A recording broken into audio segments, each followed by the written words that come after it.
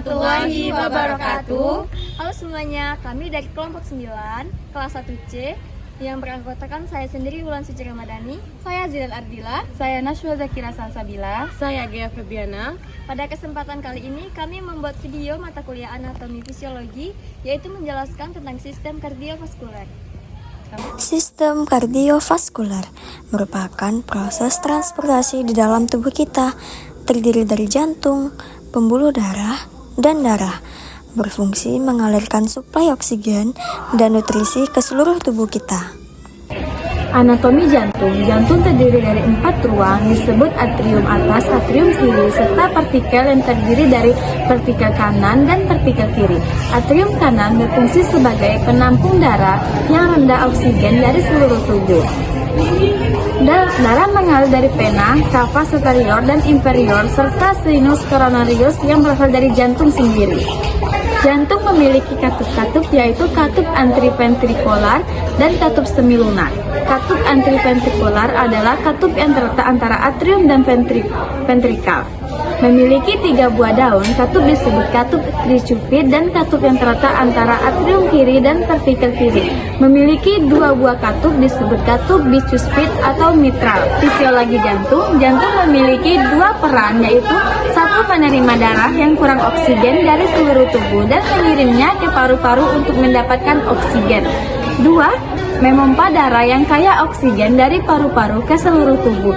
Jantung bekerja sebagai pemompa ganda yang terdiri dari sisi kanan dan kiri. Jantung kanan memompa darah ke paru-paru untuk proses oksigenasi, sedangkan jantung kiri memompa darah kaya oksigen ke seluruh tubuh. Oke teman-teman, selanjutnya saya akan menjelaskan tentang sirkulasi darah dewasa. Sirkulasi darah merupakan proses pengaliran darah menuju ke seluruh tubuh.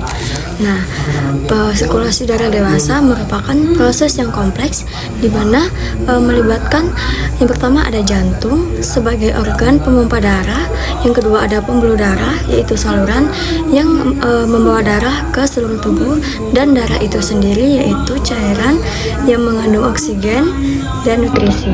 Adapun fungsi dari sirkulasi darah yang pertama yaitu untuk membawa oksigen dan nutrisi ke seluruh tubuh, dan yang kedua yaitu untuk mengambil karbon dioksida yang dimana merupakan hasil dari metabolisme tubuh kita, dan yang ketiga yaitu untuk menjaga suhu tubuh. Untuk penjelasan lebih lanjut, mari simak video yang akan saya jelaskan berikut ini. Oke teman-teman semuanya, di sini sudah terdapat gambar daripada sirkulasi darah pada tubuh manusia. Nah, sebelum itu, teman-teman harus tahu nih, kalau bagian yang berwarna merah itu tandanya bagian yang kaya akan O2 atau oksigen, sedangkan yang berwarna biru merupakan bagian yang kaya akan CO2 atau karbon dioksida. Jadi untuk sistem sirkulasi atau peredaran darah pada manusia itu dimulai dari ventrikel atau bilik kanan yang memuat darah yang kaya akan karbon dioksida akan memompa darah tersebut menuju arteri pulmonaris. Pada arteri pulmonaris ini terdapat 2 cabang teman-teman, yang mana mengarah kepada masing-masing paru-paru kita, baik itu di sebelah kanan dan di sebelah kiri. Kemudian darah akan mengalir hingga sampai di kapiler paru-paru. Nah, apa sih itu kapiler? Kapiler itu adalah tempat di mana terjadinya pertukaran oksigen, nutrisi, dan limbah hasil dari metabolisme tubuh, yaitu karbon dioksida. Nah, jadi kapiler yang mengelilingi paru-paru akan melepaskan CO2 dan mengambil oksigen baru dari udara yang kita hirup. Kemudian darah yang kaya akan oksigen akan dialirkan masuk ke dalam atrium kiri. Dan proses ini dinamakan dengan peredaran darah kecil atau pulmonal, di mana darah yang berasal dari jantung akan dialirkan menuju paru-paru dan kembali lagi ke jantung. Selanjutnya, darah yang kaya akan oksigen yang sudah masuk ke dalam atrium kiri akan dipompa masuk menuju ventrikel kiri. Kemudian, ventrikel kiri akan memompa darah tersebut menuju aorta Kemudian darah akan mengalir ke seluruh tubuh, yang dimana darah akan mengalir ke bagian atas atau superior seperti di daerah kepala, dada, dan tangan, dan juga ke bagian bawah tubuh kita seperti daerah perut dan kaki. Kemudian akan terjadi pertukaran di kapiler atas dan kapiler bawah, di mana pada kapiler ini akan terjadi pertukaran nutrisi, gas, dan hasil limbah metabolisme tubuh. Setelah terjadinya pertukaran, selanjutnya daerah yang berwarna biru ini yaitu darah yang kaya akan karbon dioksida. Hasil dari pertukaran tadi akan dialirkan melalui vena cava masuk ke dalam atrium kanan kembali. Lalu atrium kanan akan memompa darah tersebut masuk ke dalam ventrikel kanan. Nah, nanti siklusnya berulang kembali teman-teman, di mana atrium kanan memompa darah ke ventrikel kanan, lalu masuk ke paru-paru, dan seterusnya. Proses ini dinamakan peredaran darah besar atau sistemik, di mana darah dipompa dari jantung mengalir ke seluruh tubuh dan kembali lagi menuju jantung. Sirkulasi darah janin merupakan sistem peredaran darah yang terjadi pada janin selama berada di rahim.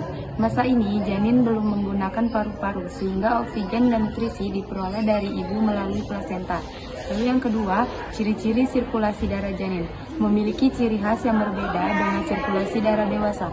Paru-paru janin belum berfungsi secara opsional sehingga aliran darah sebagian besar tidak melalui paru-paru. C. Peredaran darah manusia. Alur sirkulasi darah janin dimulai dari plasenta sebagai tempat pertukaran zat antara ibu dan janin. Darah kaya oksigen dialirkan melalui vena umbilicalis menuju ductus venosus, kemudian masuk ke vena cava inferior dan atrium kanan. Lalu D. Perubahan sirkulasi darah setelah lahir. Setelah bayi lahir dan mulai bernafas, sistem sirkulasi darah janin mengalami perubahan menjadi sirkulasi darah dewasa. Paru-paru mulai berfungsi sebagai organ pertukaran gas.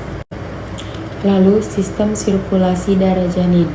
Yang pertama ada jantung janin, organ yang memompa darah ke seluruh tubuh janin. Lalu yang kedua pembuluh darah, saluran yang membawa darah. Lalu yang ketiga ada plasenta, organ yang menghubungkan janin dengan ibu, berfungsi sebagai paru-paru janin. Lalu fungsi sirkulasi darah janin dibagi menjadi 3. Yang pertama mengantar oksigen dan nutrisi ke tubuh janin. Lalu yang kedua mengambil karbon dioksida dari tubuh janin. Yang ketiga mengatur suhu tubuh janin. Tekanan darah. A. Definisi. Tekanan darah adalah daya yang dihasilkan darah terhadap setiap satuan luas dinding pembuluh. Tekanan darah hampir selalu dinyatakan dalam milimeter air raksa karena manometer air raksa telah dipakai sejak lama sebagai rujukan baku untuk pengukuran tekanan darah.